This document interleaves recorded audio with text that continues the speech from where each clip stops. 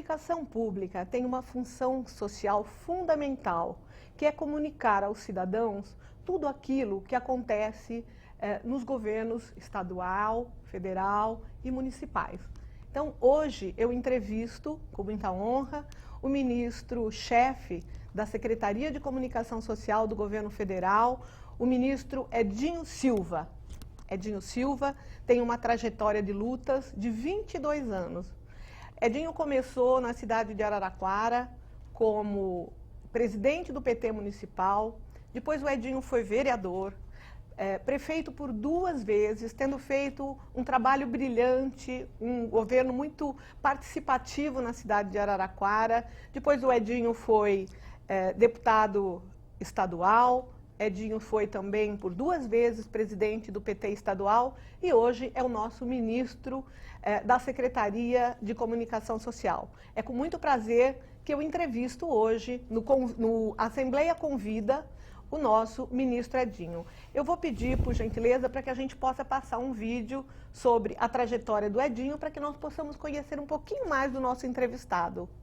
Edinho foi tesoureiro da campanha à reeleição da presidente Dilma Rousseff em 2014 e conseguiu aprovar as contas, mesmo com ressalvas, no Tribunal Superior Eleitoral, TSE, depois que um parecer da área técnica havia recomendado a rejeição. Um dos nomes históricos do PT, Edinho foi 2 vezes prefeito de Araraquara, presidente do PT e deputado estadual por São Paulo. Sua trajetória sempre esteve ligada à democracia socialista, característica que abre portas para o diálogo com concorrentes de várias ideologias. Edinho, prazer enorme estar recebendo você aqui no Assembleia Convida. Eu gostaria de perguntar para você, nesses seus 22 anos de vida pública, o que é que, e de luta, né, o que foi que você pôde aprender, o que foi que você pôde abstrair de toda essa tua trajetória de luta, de vida política, de vida pública? Olha, Márcia, primeiro eu que agradeço o seu convite, né, a oportunidade de estar aqui, de estar de volta à Assembleia Legislativa, essa casa que foi tão importante na minha trajetória, foi tão importante no meu aprendizado político, importante para que eu pudesse exercitar a capacidade de diálogo, de construção de ideias majoritárias, que eu tenho certeza que, mesmo, né, um mandato anterior, eu tendo sido um parlamentar de oposição, né, porque a bancada do Partido dos Trabalhadores era de oposição, como é ainda hoje, eu tenho certeza que esse diálogo, essa capacidade, né, que a nossa bancada sempre teve de conversar com todas as demais bancadas, foi fundamental para que leis importantes fossem aprovadas, que significam melhoria da vida do povo de São Paulo. Né, e estar aqui participando desse programa, onde eu já estive aí sentado, como você está hoje, também convidando pessoas que eu gostaria, né, de estar mostrando a trajetória, né, para o povo de São Paulo por meio da TV Alesp, né, estar aqui hoje convidado por você, para mim, tem um significado muito especial. Então, voltar à Assembleia, sendo convidado por você, minha companheira de lutas, de trajetória, de construção de sonhos, então eu agradeço a você, agradeço ao presidente Capês, em nome dele a toda a mesa da Assembleia, é evidente a todos os funcionários da TV Alesp que fazem desse espaço um espaço de comunicação tão importante para o povo de São Paulo, né, e para todos aqueles também que não são de São Paulo, que certamente, né, tendo a oportunidade, sintonizam a TV Alesp. Márcia, ser ministro da Comunicação Social é certamente o maior desafio que eu já recebi nessa minha trajetória de 22 anos de vida pública. Eu fui vereador, eu fui prefeito, eu fui presidente do PT, como você ressaltou, deputado, participei da coordenação da campanha da presidenta Dilma, numa missão também difícil. Conseguimos, como bem disse o vídeo, né, uma aprovação por unanimidade das contas da presidenta, né, já disse, uma tarefa difícil, mas igual a essa, de conduzir a comunicação do governo federal, do governo da presidenta Dilma, é uma responsabilidade muito grande, que também é gratificante, porque você, de alguma forma, ter a oportunidade de servir o seu país ocupando um ministério governamental é algo que me gratifica, é algo que, no meu entender, é um reconhecimento a esses 22 anos de muito trabalho e de muita dedicação. E nós vivemos um momento bastante delicado da política. Como que é chefiar essa Secretaria de Comunicação Social, que tem exatamente essa função, esse desafio que você coloca, nesse momento da política tão delicado? Olha, eu sempre digo que a comunicação ela não pode estar desvinculada do todo, né? Muitas vezes as pessoas acabam lidando com a comunicação como se fosse um ente apartado de um governo. A comunicação não é. A comunicação, ela comunica aquilo que o governo faz. Ela posiciona aquilo que efetivamente o governo constrói como potencial de posicionamento na sociedade. Então, a comunicação não tem como ela inventar. A comunicação, ela não faz magia. Né? Nesse sentido, o ambiente político no Brasil, ele é um ambiente difícil para se construir uma política de comunicação. Primeiro, para que o público de casa nos entenda, nós saímos da eleição mais disputada da história da democracia brasileira. Com certeza. Uma eleição muito polarizada, né, onde o país praticamente foi dividido ao meio do ponto de vista eleitoral, e a presidenta Dilma teve a oportunidade, pela vontade majoritária do povo brasileiro, de continuar, né, o seu governo. Portanto, ela foi reeleita. Mas nós saímos da eleição com uma disputa colocada na sociedade. Um ambiente de muita instabilidade política, porque nós estamos vivendo, certamente, o maior processo de investigação de denúncias, também da história brasileira, e essas denúncias, muitas vezes, elas acabam atingindo figuras importantes do cenário político do nosso país. Sim. Então você sai de um processo eleitoral disputadíssimo. Você tem um ingrediente da instabilidade política. E evidente, né, tudo isso junto, né, ainda tendo, nós temos que acrescentar uma crise econômica internacional que nós estamos vivendo, né, como a desaceleração da economia chinesa, que hoje é o grande motor da economia mundial, a queda do preço das commodities, portanto, os principais produtos de exportação do Brasil, nós tivemos uma queda brutal dos preços, portanto, isso agrava o cenário econômico e ainda nós temos uma situação econômica interna muito difícil. Então, uma eleição polarizada, um ambiente de denúncias que atingem lideranças políticas importantes, uma crise econômica, tudo isso junto faz com que a gente viva um ambiente político no Brasil muito difícil. E, infelizmente, nós temos, em decorrência de todo esse ambiente, um grau de intransigência política que hoje, no meu entender, extremamente nocivo, mas que impera na política brasileira, o que praticamente bloqueia o diálogo, né? Bloqueia a capacidade de diálogo entre as principais forças políticas do Brasil. Então, você fazer comunicação nesse cenário é muito difícil. O que eu tenho, evidentemente, procurado fazer, o que não é difícil, é mostrar os êxitos de um governo. Né? O governo da presidenta Dilma é extremamente exitoso. Né? Mesmo com a crise econômica que nós estamos vivendo, é um governo exitoso na área habitacional, o programa Minha Casa Minha Vida. Né? Não é simples um governo que entrega 2 milhões de casas ao povo brasileiro, né? Um governo exitoso, que mesmo com dificuldades econômicas, né? Nós estamos proporcionando 900 mil novas vagas no ensino superior.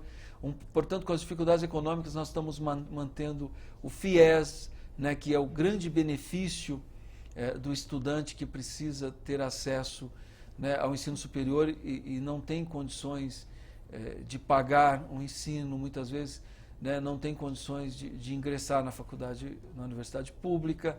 Um programa que um governo que conseguiu atingir a marca de 62 milhões de pessoas no programa Mais Médicos. Enfim, se nós formos enfileirar aqui, é um governo muito exitoso do ponto de vista social, mesmo economicamente. Nós estamos vendo que as medidas tomadas pela presidenta Dilma já estão surtindo efeito. Nós devemos fechar a balança comercial brasileira já com superávit de 15 bilhões de reais.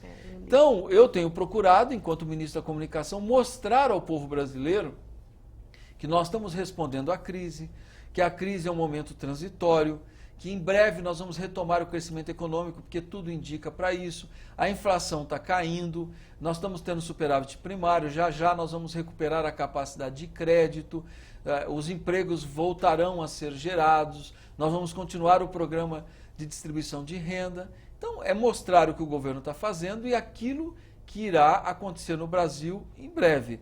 Então, essa é a minha tarefa. Agora, eu penso, Márcia, que mais que uma tarefa de estimular a comunicação, eu quero continuar e penso que quero tratar isso como se fosse uma missão, que é combater a intolerância política no nosso país. Isso me preocupa, isso eu penso que tem que ser tratado com relevância por todos os agentes políticos. Eu acho que tem que ser tratado com preocupação, porque um país como o nosso, que tem uma tradição pacífica, sempre, historicamente, um país que sempre teve diversidade religiosa, né, diversidade cultural regional, diversidade, né, que sempre lidou com as diversas opções, sejam elas religiosas, opções sexuais, opções culturais. O Brasil sempre conviveu com a diversidade, com a diferença. Hoje nós estamos vendo um país intolerante, um país que não convive com a diferença de pensamento, um país que não aceita quem pensa diferente, e nós estamos vivenciando já cenas de violência, sim, cenas geradas por essa intolerância. Então, mas, além de comunicar, né, de fazer a comunicação social do governo, me preocupa muito a intolerância, e eu quero, todos os dias, enquanto eu estiver no Ministério, combater essa intolerância que quebra um pouco essa cultura do povo brasileiro, que sempre disputou eleições. Pacífico, né? Sempre disputou eleições, que sempre conviveu com a diferença de forma pacífica. Eu tive a oportunidade, Adinho, na semana passada, de estar com a presidenta lá na cidade de São Carlos, quando ela foi entregar as casas do Minha Casa Minha Vida numa atividade extremamente simpática, numa atividade extremamente, vamos dizer assim, para cima, né? Ela teve uma empatia com aquela população que demonstra que o nosso povo realmente é um povo bom, é um povo solícito, é um povo que precisa, né, da presença daquelas pessoas que estão fazendo aí a melhoria das suas vidas. E a presidenta Dilma tem feito isso, né? Ela tem tido aí o cuidado e a capacidade de ir para as entregas aí dos projetos Minha Casa Minha Vida, e tem sido extremamente importante essa participação da nossa presidenta para que essa empatia que a população tem com ela. Eu tive a oportunidade de ver, inclusive, fotografias sendo colocadas nas redes sociais daquele momento feliz, daquele momento bonito em que a presidenta pôde estar junto com o povo brasileiro. E aí eu queria fazer uma outra pergunta para você. A empresa brasileira de comunicações, a EBC, ela foi criada em 2007, né? É uma das maiores redes públicas do mundo, com 7 emissoras de rádio, 1 emissora de televisão, que transmite inclusive para o exterior, né? Várias redes sociais, blogs, portais de notícias e mais a Agência Brasil. Como é fazer comunicação social, a comunicação social, cumprir essa função social num país tão grande, de cunho continental como é o Brasil, e tão diversificado, com uma diversidade tão grande como é o nosso querido e imenso Brasil? Olha, Márcia, eu penso que o maior desafio do meu ministério, claro, é um ministério que ele tem muitos desafios, né? Porque, para que o público de casa entenda, é um ministério que cuida de toda a relação com a imprensa, né? Principalmente não só a relação dos demais ministérios, mas principalmente a relação da presidenta Dilma com a imprensa. É um ministério que ele também tem como função cuidar de todas as campanhas de comunicação do governo, né, de todo o governo federal, não só dos ministérios, mas de todos os órgãos públicos vinculados ao governo federal, e também cuida, portanto, de comunicação social, de propaganda, de publicidade. E é um ministério que cuida da EBC, que é a Empresa Brasileira de Comunicação. Então, primeiro, é um ministério grande, as pessoas às vezes não têm noção do que é ele hoje. Por exemplo, só a EBC, nós temos aproximadamente 3.700 funcionários. Uma implantação nacional, ela é uma empresa de fato brasileira, né, com implantação no Nordeste, na região Norte, no Sudeste, né, e tem, no meu entender, o grande desafio, né, portanto é um ministério que ele cuida da imprensa, propaganda, publicidade, e tem um grande desafio que é a construção de veículos que tenham a preocupação da comunicação pública. Então, quando você diz, nós temos, por exemplo, no meu entender, uma grife como a Rádio Nacional, que, para mim, é um grande desafio nós reestruturarmos e reorganizarmos o projeto da Rádio Nacional. A Rádio Nacional, que é a grande grife da história da comunicação brasileira, né? E nós temos uma empresa, né, que abriga a Rádio Nacional, que abriga a TV Brasil Internacional, que abriga a Agência Brasil e a NBR, que é a TV estatal, né, a TV que cobre os eventos do governo. Então é um desafio você fazer com que essa empresa ela cumpra a sua função social. É uma máquina, né, enorme. Mas que precisa... a NBR, é mais simples você fazer o desenho da NBR, mas é mais simples e não é, porque a NBR precisa também, além de ser ela cuidar da comunicação estatal, da divulgação, da transmissão dos eventos do governo, ela, no meu entender, e é esse o nosso projeto, ela tem que ser uma televisão que cuide da notícia o dia todo, que a prioridade dela tem que ser a notícia. A Rádio Nacional nós temos que redesenhar, reestruturar, modernizar a Rádio Nacional sem que ela perca o glamour de ser a Rádio Nacional.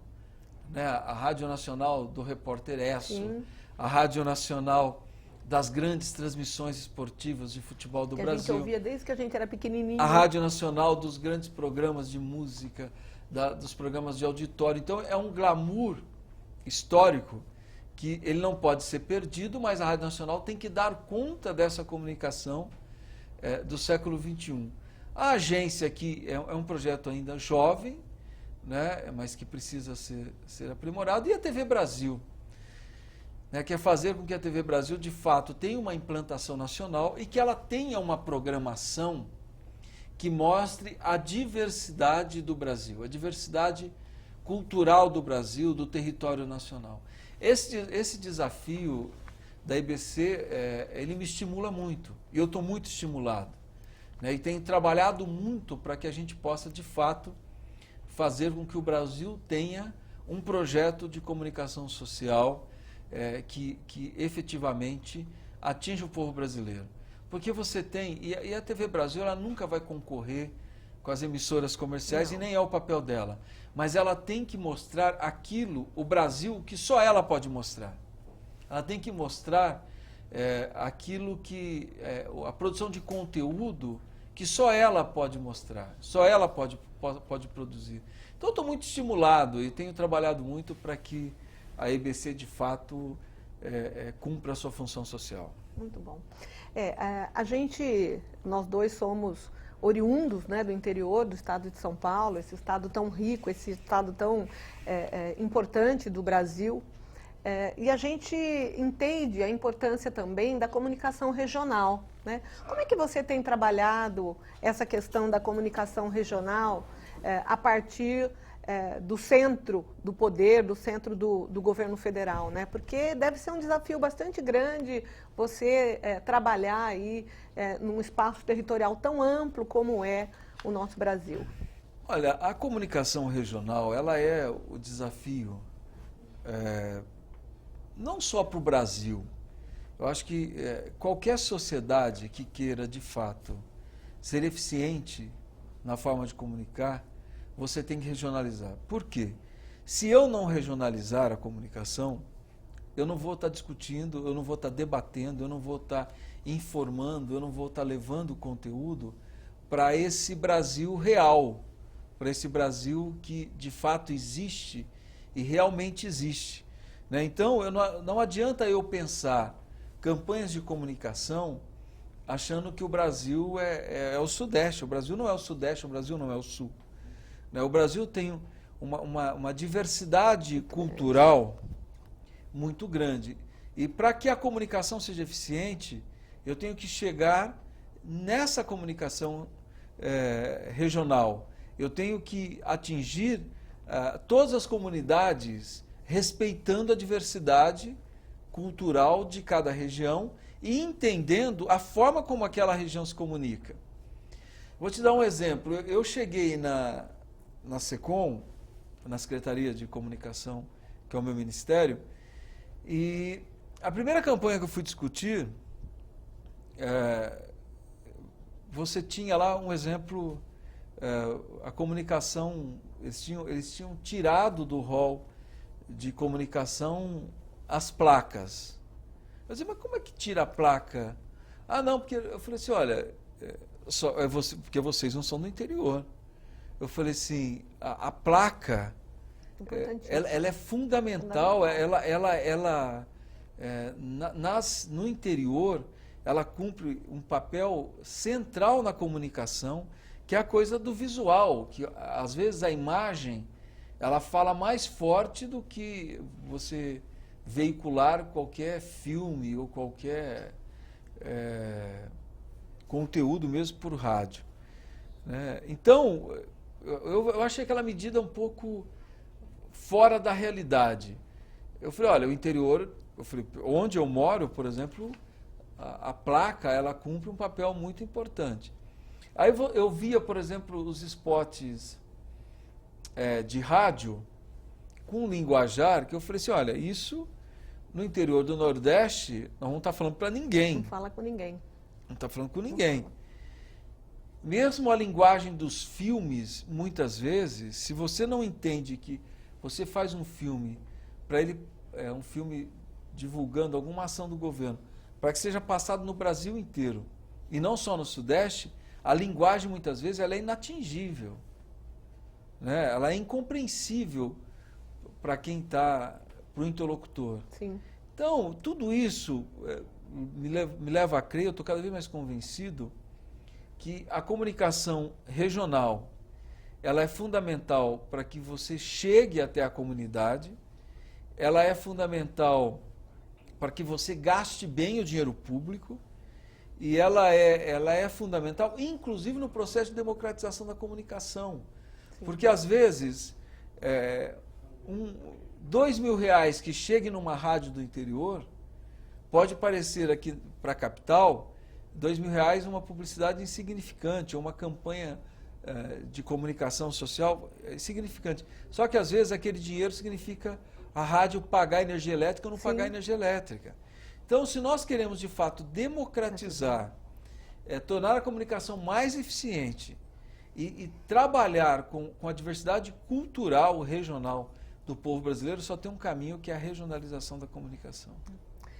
Nós estamos aqui conversando com o nosso ministro da Secretaria de Comunicação Social do Governo Federal, Edinho Silva, e vamos chamar um pequeno intervalo para que a gente possa voltar a conversar novamente com o nosso ministro.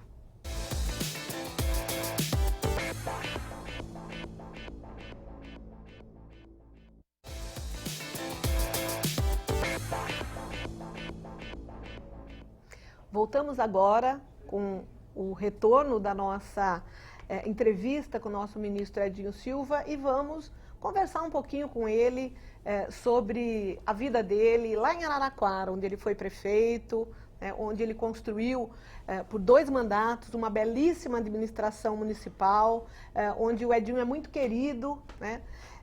Edinho, falar um pouco das suas paixões pela sua família, pela sua cidade de Araraquara, pela sua ferroviária, por tudo aquilo que traz prazer, traz alegria e traz aí muita satisfação para a gente. Nós somos os 2 lá de Araraquara e acredito que a gente tem aí um convívio que nos permite, aliás, saber que Araraquara é o nosso sossego, né? Aquele lugar onde a gente consegue, vamos dizer assim, acalmar os nossos dias tumultuados. Por favor, fala um pouco lá da nossa querida Araraquara, da família. Eu vou dizer para o público de casa que acabou a entrevista, entendeu? Agora não tem mais entrevista. Agora acabou a entrevista, né?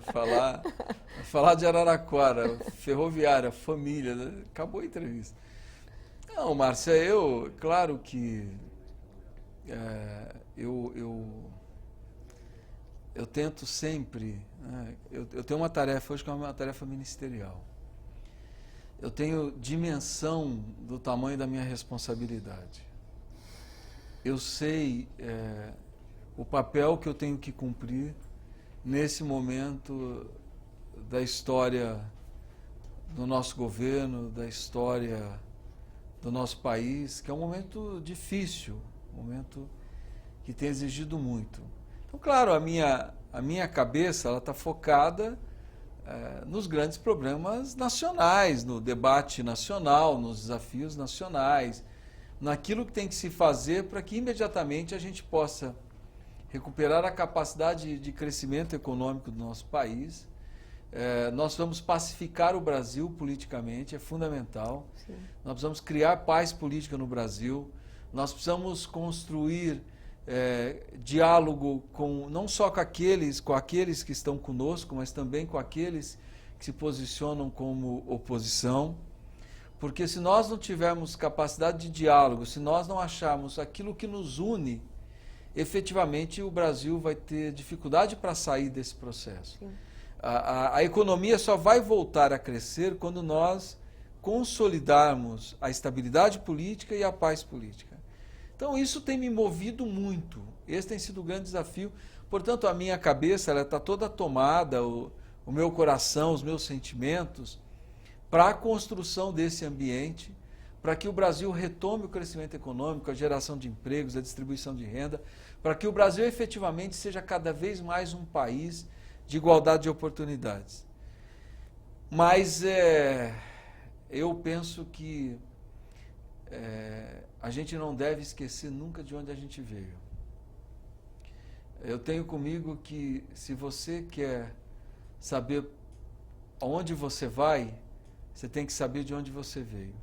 Eu valorizo muito as minhas origens, eu valorizo muito de onde eu saí, eu valorizo muito a família que criou as condições para que eu me tornasse quem eu sou hoje. Eu sou filho de uma lavadeira de hotel, meu pai era porteiro de um hotel, uma família humilde de trabalhadores rurais que foram obrigados a migrar para a cidade em função, né, de todas as mudanças da legislação que chegou ao campo no final da década de 60 e início da década de 70. Essa família humilde me deu as bases para que eu tivesse a formação que eu tenho hoje. Portanto, e Araraquara, que me acolheu desde os meus 5 anos de idade, eu tinha 5 para 6 anos quando eu mudei para Araraquara, na verdade, o meu berço, né? Eu nasci em Ponte Gestal, que eu valorizo muito, né, a região toda, a região onde os meus parentes estão vivos, os meus parentes mortos, boa parte estão enterrados. É a região que, portanto, da minha origem familiar mesmo, mas a cidade que me viu crescer, a cidade que me deu todas as oportunidades foi Araraquara. Então, a minha valorização a Araraquara e tudo que eu vivi é muito grande, né? Araraquara que eu tive meus 3 filhos e que eu crio, né? E eu estou criando os meus 3 filhos, todos eles já adultos, né? Mas é essa cidade, a cidade que me deu a oportunidade de eu ter o Pedro, a Isabela e o João, né? Portanto, é a cidade da minha vida, é a cidade que sempre que possível eu volto, eu voltando para Araraquara sempre significa eu refazer as minhas energias, eu reencontrar as minhas emoções, portanto, eu me abastecer para o embate que hoje, né, a gente, infelizmente, nós estamos travando e para os desafios que eu tenho que enfrentar com o meu trabalho. Né? E em Araraquara muitas coisas têm peso, né? A cidade que me fez conhecer a minha trajetória política desde a minha militância na Igreja Católica, nos movimentos de juventude. Depois a cidade que fez um menino de bairro se tornar vereador, se reeleger vereador, se eleger prefeito e se eleger em 2010 o deputado mais votado da nossa coligação, quase 185 mil votos, enfim. Então essa cidade criou as oportunidades para que eu fosse quem eu sou. E em Araraquara, claro, tem muitas instituições têm peso na minha formação, né? Desde a minha militância no Jardim Imperador, que era a periferia da periferia, a minha militância na igreja, até a ferroviária, que tem um peso muito grande na formação da minha identidade, da minha personalidade, né? O carinho que eu tenho pela ferroviária, que é o grande símbolo cultural da cidade de Araraquara, né? Então, se eu for ficar falando aqui de Araraquara e ferroviária, eu fico aqui o tempo todo e não me canso de falar. Mas eu tenho certeza, Márcia, que ninguém constrói trajetória sozinho. Não existe isso. A gente constrói trajetória coletivamente. As pessoas, elas se fazem coletivamente, né? As pessoas se fazem com trocas, as pessoas trocam experiências de vida, trocam visões de mundo, sentimentos, e assim as pessoas vão se construindo. Então eu valorizo muito todas as pessoas que caminham ou que caminharam comigo de alguma forma, né? Pessoas que sonharam sonhos comigo, que me ajudaram a transformar sonhos em realidade. Eu me elegi prefeito certamente na eleição mais surpreendente da história recente da cidade. Com certeza. Né? E nós tivemos a oportunidade de um grupo de sonhadores, né? Nós temos governado a cidade, temos feito tanta coisa pela cidade de Araraquara, ter mudado a forma de gestão, ter implantado participação popular, ter criado políticas de construção de bandeiras de cidadania, né? De termos levado educação para jovens que queriam ter acesso à universidade. Hoje a gente fala tanto desse caminho de preparação para a universidade. Araraquara deve ter sido uma das primeiras cidades do Brasil a criar o cursinho popular. Com certeza. Né? O cursinho pré-vestibular, onde os jovens tinham uma parceria com a Unesp, com a Universidade Estadual Paulista, onde nós criamos a oportunidade para que os jovens de famílias humildes pudessem sonhar com a faculdade, se preparando, né, com cursinhos pré-vestibulares públicos, né? E o Centro de Referência da Mulher, Centro de Referência Afro, as oficinas culturais. As oficinas culturais, as políticas para deficiência, para pessoas portadoras de deficiências, né, para os deficientes físicos, escolinhas de esporte, enfim, tantas políticas públicas que foram inovadoras para a cidade na época, levar infraestrutura para bairros que estavam há décadas sem infraestrutura. Então são sonhos, a gente hoje fala com coisas feitas, né? Mas essas coisas foram feitas porque nós sonhamos, e um grupo de pessoas, essas pessoas sonharam juntas, e nós transformamos sonhos em realidade. Então tudo isso me inspira muito. né, é fonte de inspiração para que eu possa efetivamente continuar sonhando, né? E hoje eu tento transformar sonhos em realidade ocupando uma pasta do governo da presidenta Dilma, que também é uma mulher sonhadora, uma mulher guerreira, uma mulher que luta todos os dias pelas suas convicções, uma mulher íntegra, honesta e que luta todos os dias para que as suas convicções prevaleçam, para que ela possa de fato, assim como fez o presidente Lula, construir um Brasil de igualdade de oportunidades. Muito bom. Eu quero dizer para você, Edinho, que é um prazer enorme para a Assembleia Legislativa do Estado de São Paulo te receber aqui no programa Assembleia Convida. Dizer para você que você é uma pessoa da qual a gente tem aqui na Assembleia o maior respeito, o maior carinho, né, pela sua história de vida, pela sua trajetória enquanto ser humano, pela pessoa boa e honesta que você é. E quero dizer para você que nós temos muito orgulho de estarmos juntos nessa caminhada de sonhos, né? Comungamos do mesmo sonho que você, que a presidenta Dilma, e eu tenho certeza que passada essa tempestade, essa turbulência política que a gente vive, o Brasil vai continuar no seu rumo do crescimento com desenvolvimento sustentável, e que você tem um papel fundamental na construção desse Brasil dos nossos sonhos, né? Tantas pessoas no passado morreram, perderam suas vidas pelo sonho da igualdade, pelo sonho da fraternidade, pelo sonho de um mundo melhor. Então, quero aí passar para você fazer as suas considerações finais e agradecer imensamente, em nome da Assembleia Legislativa, a sua vinda aqui, para que as pessoas que estão assistindo a TV Alesp possam ter a oportunidade de conhecer um pouco mais desse ser humano bacana que você é. Muito obrigado por ter dado a oportunidade para o Estado de São Paulo conhecer um pouquinho mais de você. Márcia, eu que agradeço a oportunidade, né? Eu disse na abertura, e quero repetir, a Assembleia tem uma importância muito grande para mim. Hoje, a hora que eu entrei na Assembleia, logo que eu cheguei, é como se eu estivesse revisitando um momento importante da minha vida, né? Eu me elegi em 2010, 2011, eu cheguei aqui na Assembleia também cheio de vontade, cheio de sonhos, né? Participava ativamente de todas as comissões, encaminhei projetos, alguns, inclusive hoje, são leis importantes no Estado de São Paulo, né? Então, é uma casa que faz parte da minha história, que deixou marcas na minha história, né? Marcas positivas. E foi muito importante. Eu saí da Assembleia no dia 15 de março agora de 2015 e no dia 31 de março eu estava assumindo um ministério na presidência da República. Então,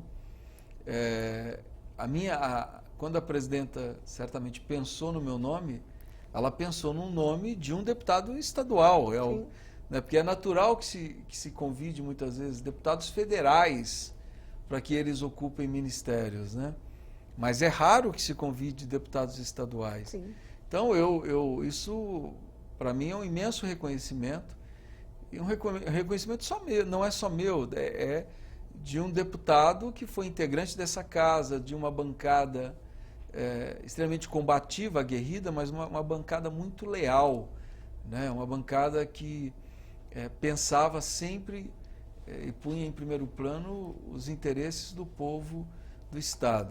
Então, voltar aqui é uma imensa alegria. E voltar, como eu disse, sendo entrevistado por você, tem algo muito especial pela nossa relação, pelo nosso companheirismo, que ele é muito sólido. E eu quero agradecer muito, né, a todos os funcionários da TV Alesp, a todos aqueles que fazem da TV Alesp esse espaço tão importante de comunicação da nossa população. E dizer aqui, deixar apenas aqui uma mensagem, Márcia. É verdade, nós estamos vivendo um momento difícil da política brasileira, mas é um momento que nós só vamos superar com capacidade de diálogo, né? A política, ao contrário de que muitos que pensam, né, e que ficam muitas vezes criticando a política, a grande superação ou as grandes superações da história da humanidade civilizada se deu por meio da política. A política é o instrumento de construção de ideias majoritárias, de ideias consensuais que movem, que fazem com que a sociedade se mova para frente em busca da modernidade. Então, é um momento difícil, mas nós temos que fazer da política um instrumento em benefício do povo, né, do povo de São Paulo, do povo brasileiro, e que a gente possa, cada dia, construir um país progressista, um país moderno, um país que busque a construção de igualdade de oportunidades, mas, acima de tudo, um país fraterno, pacífico e um país que conviva com as diferenças do seu povo, que é isso que faz de nós o Brasil que nós somos, um país com um povo tão diferente, formado por índios, europeus, asiáticos, negros, africanos, né? Gente de todo o mundo que veio para cá e fez um povo diferente, uma nação forte, uma nação pacífica, uma nação que eu não tenho nenhuma dúvida, já é e será cada vez mais uma das mais importantes do nosso planeta. Muito obrigado. A TV Alesp acabou de entrevistar o nosso ministro Edinho Silva, agradecendo mais uma vez aí pela disponibilidade de estar aqui conosco no estado de São Paulo. Muito obrigada, Edinho. Eu que agradeço. Obrigado.